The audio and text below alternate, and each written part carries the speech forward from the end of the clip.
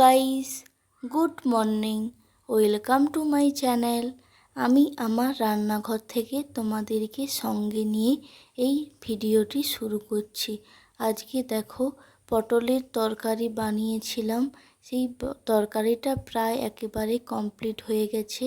সেটাই তোমাদেরকে প্রথম থেকে আর শেয়ার করলাম না, অনেক বড় ভিডিও হয়ে যাবে।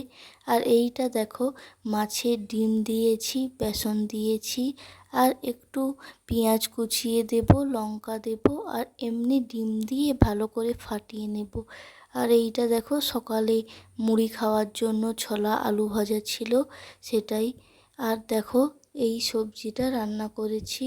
আর একটা সবজি আর টক, ওটা হয়েছে মাছের ডিম দিয়েই, ঘাটা টক বলা হয় ওটা। আমার শাশুড়ি মা খুব ভালো করে বানিয়েছিল। আর দেখো, পটলের তরকারিটাও একেবারে কমপ্লিট হয়ে গেছে। আমি খুব ভালোই আছি, আশা করছি তোমরা সবাই খুব ভালো আছো। দেখো, আমার এই ডেলি ব্লগগুলো আমি তোমাদের সঙ্গে শেয়ার করি। আর অনেক কষ্ট করে গরমে ফ্যান অফ করে ভয়েস দেওয়া হয়। সবাইয়েরই কম বেশি পরিশ্রম হয় জানি। একটু সবাই সবাইকে যদি পাশে থাকো, সাপোর্ট করো, তাহলেই ভিডিও বানাতেও ভালো লাগে। আর তোমাদের সঙ্গে আমার ডেলি লাইফস্টাইল শেয়ার করতেও ভালো লাগে। কিন্তু আমি এত কষ্ট করে বানাই, তোমরা যদি না দেখো, না ভিউস হয়, কেমন লাগে বলো তো? সেজন্যই আমি অনেক দিন আর লং ভিডিও দেইনি। আমি ভাবছি লং ভিডিও দেওয়া একেবারেই বন্ধ করে দেব। এত কষ্ট করে বানিয়ে যদি না কিছু রিপ্লে পাই, তাহলে এত কষ্ট করে বানিয়ে কি লাভ বলো? আমি ওই লং ভিডিও বন্ধ করে দেবো, শর্টসই মাঝে ছাড়বো, যেটুকু যা হয়। এত কষ্ট করে বানাই, তোমরা যদি না দেখো, তাহলে আর আমার বানাতে ইচ্ছে করে বলো? তোমরা সবাই প্লিজ আমার পাশে থেকো, লাইক করো, কমেন্ট করো, সাবস্ক্রাইব করো, আমাকে মোটিভেট করো, তাহলেই আমার একটু বানাতে ইচ্ছে হবে, না হলে আমার আর ভালো লাগে না। এইটা দেখো, আমাদের বাড়িতে জামাই ষষ্ঠী, যে আমার বরকে দেখো মা ফোঁটা দিয়েছিল, সেটাই তোমাদের সঙ্গে একটু ক্লিপ শেয়ার করে নিচ্ছি। আর দেখো, এই তেমন কিছুই হয়নি, এই পাঁপড় ভাজা করেছিলাম। আর সকালে ব্রেকফাস্টে লুচি ঘুগনি হয়েছিল।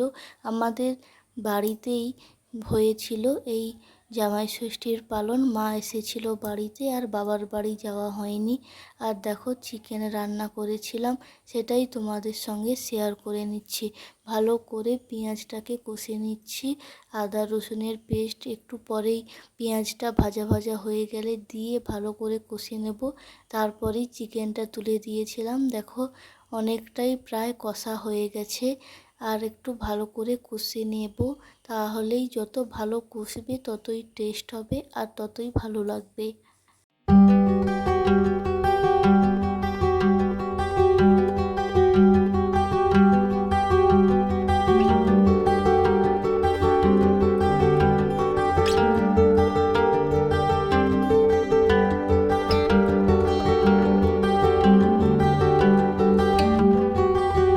দেখো গাইস, চিকেনটা একেবারেই রেডি হয়ে গেছে, রান্না ডান। দেখো, আমাদের বাগানে কি কি সবজি হয়েছে, গাছ লাগানো হয়েছে, দেখো ঘুরে আসি। দেখো, ঢ্যাঁড়স গাছে কিছু কিছু ঢ্যাঁড়স হচ্ছে। আর এইখানে 3টে কলা গাছ লাগানো হয়েছিল। একটা প্রথমে ফল ধরেছিল, সেটা এত রোদ্রের তাপে সব শুকনা হয়ে গেছে। আর দুটো দেখো আবার ফল ধরেছে। হনুমান এসে সমস্ত ফলগুলোকে নষ্ট করে দেয়, সেজন্যই ওই রকম করে বেঁধে দিয়েছে। আর দেখো, এইখানে করলা গাছ হয়েছে, ফুলও হয়েছে, আর ফলও কয়েকটা হয়ে গেছে। দেখো, গাছের জিনিসের মজাও আলাদা, আর তুলতেও খুব ভালো লাগে। আর দেখো, বাজারে তো পয়সা দিয়ে সব কিছুই কিনতে পাওয়া যায়, কিন্তু বাড়ির ফল তুলে রান্না করার মজাটাই আলাদা হয়। আর দেখো, বিভিন্ন গাছ লাগানো হয়েছিল এপাশে, ঝিঙ্গা, তরই, শসা, কুমড়ো, বিভিন্ন ধরনের আরও গাছ লাগানো হয়েছে।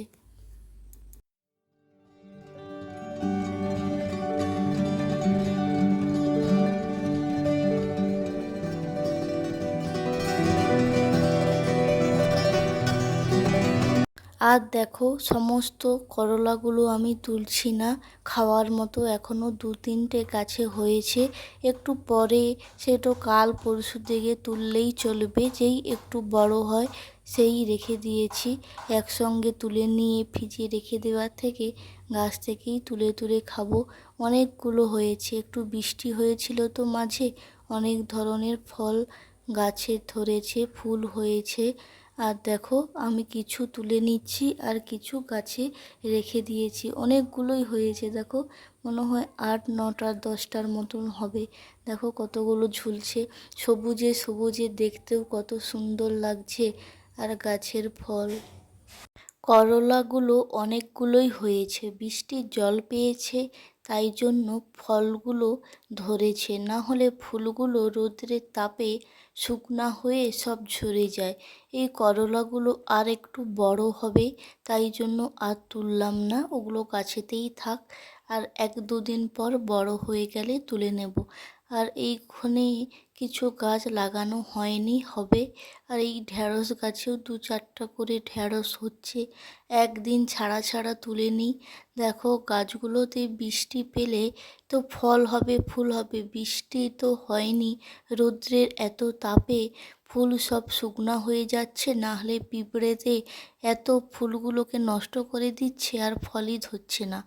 আর দেখো এই পাশের দিকে নয়নতারা আছে, আর দেখো ঢ্যাঁড়সগুলো 1টা 2টো তোলার মতো হয়েছিল, সেগুলোই আমি তুলে নিচ্ছি। আর দেখো এই বিভিন্ন লেবু গাছ, কারি পাতার গাছগুলো, এইগুলো একটু বৃষ্টির জল পেতেই সবুজ হয়ে উঠেছে। আর এইখানে অনেকগুলো গাছ, পাতাবাহার আর আর মানে সময়ের গাছ, আর একটা কিছু ওই ছোট ছোট গাছ, আমি ঠিক নাম জানি না, অনেক রকম ফুলের চারা আছে। তারপরেই আমি দেখো বোতল পরিষ্কার করতে বসে গেছি। সমস্ত বোতলগুলো অনেক দিন হলো পরিষ্কার করা হয়নি, তাই ভাবছি আজকে সমস্ত কিছু পরিষ্কার করে নিই। সবাই ভালো থেকো, বাই, সি ইউ।